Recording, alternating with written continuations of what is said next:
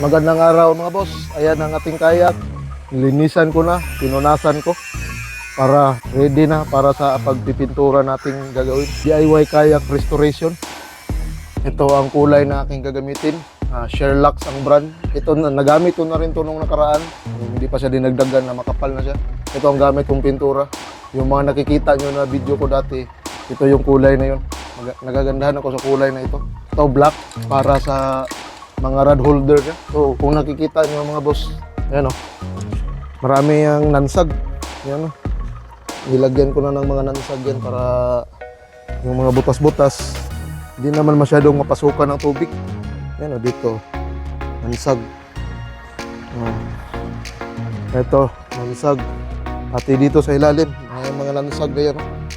Before pala pinturahan, i-cleaner ko pala muna ito. Ito ang cleaner na gagamitin ko. 1,000 lang ang bili ko nito. May dalawang battery na siya nakasama. Tatag ko na lang yung product sa baba. Tingnan nyo na lang mga boss. Lalagyan lang yan siya ng liha dito. Pang-bopping ito na pang-bopping machine ito. Gamit sa pang-bopping sa mga sasakyan.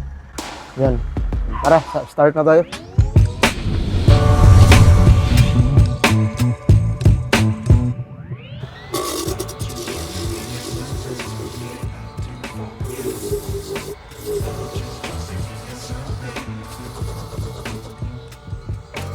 Kung nakikita nyo yan mga boss, ayan ang gaspang.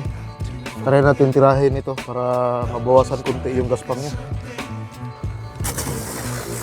Ayan o, gaspang siya do. Maglulumot yan pagka hindi mo tinanggal yung gaspang kunti. At least mabawasan kahit pa paano mga boss.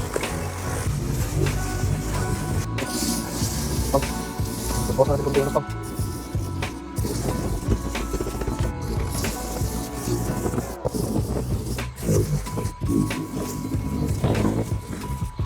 Yan yung mga nansag. Tirahin natin para mag-lane siya konti. Yan naman siya yung parang naka-umbok-umbok pagka pininturahan natin. Hindi naman masyadong pangit. Kasi itong pagkatira nito talagang rough. Rough yung ating kayak. Ano?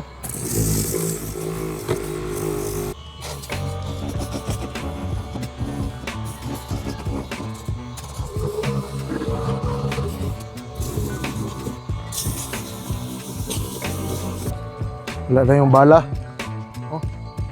Palitan na natin. Maliit na yung papalit natin.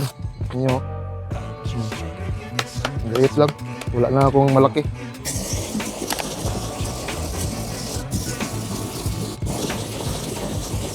Tirahin natin ang blower para lumipad yung mga likabok. Likabok.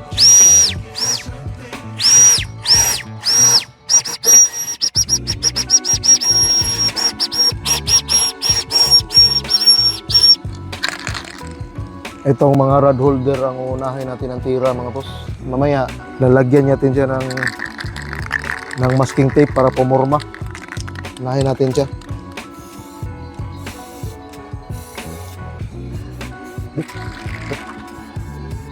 Yan.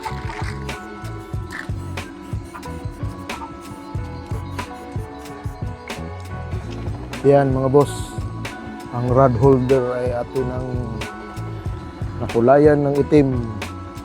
Mamaya yan, matutuyo na yan. Start na tayo ng kulay.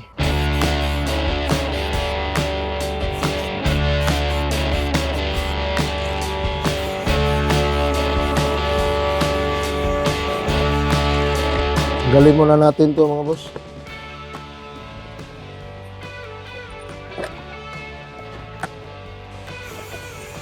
Tuyo na to mga boss. Lalagyan na natin ng para cover sa kanya. Quick drying naman tong mga pintura na to. Mabilis lang matuyo.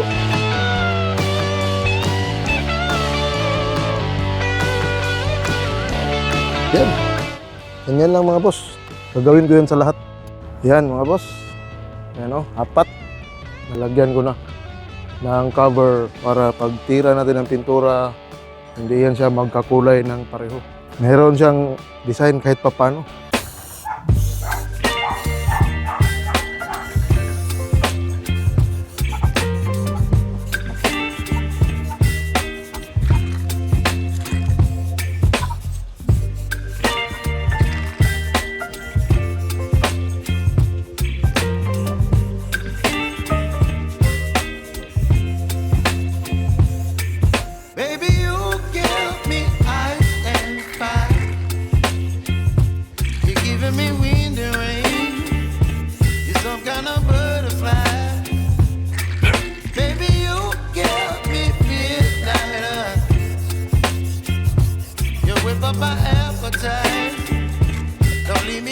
So mga boss, 3 kanister nito, ubos na.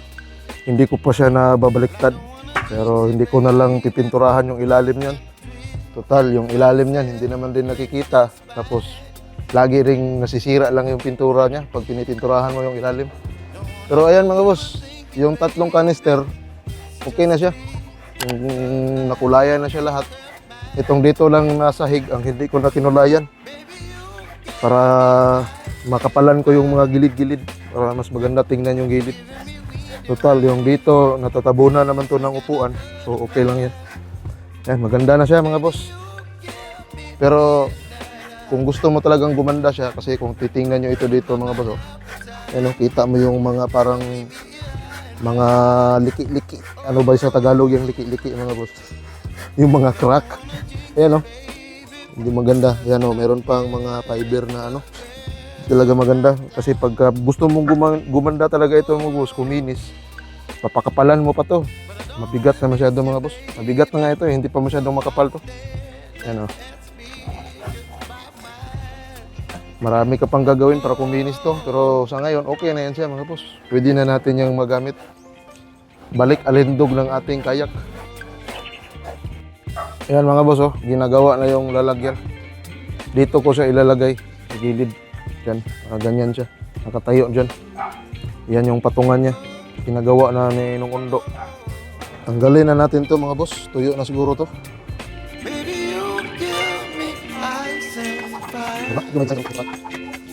You're chilling in the rain. You're some kind of butterfly. Baby, you give me midnight. Balik na natin tong ano niya mga boss. Lock niya para sa ating pedal drive.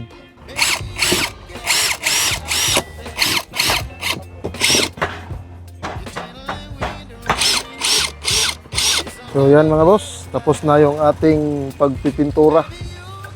Simpleng-simple lang ang ating ginawa. Okay na siya. Balik alindog program. Ganda na siya ulit. Pwede nang palutangin. So abangan nyo sa mga susunod nating mga vlog mga boss. Magpipishing na tayo gamit ito. Titest din natin ito sa maalon na mga sitwasyon. So hanggang dyan mga boss, ang ating video.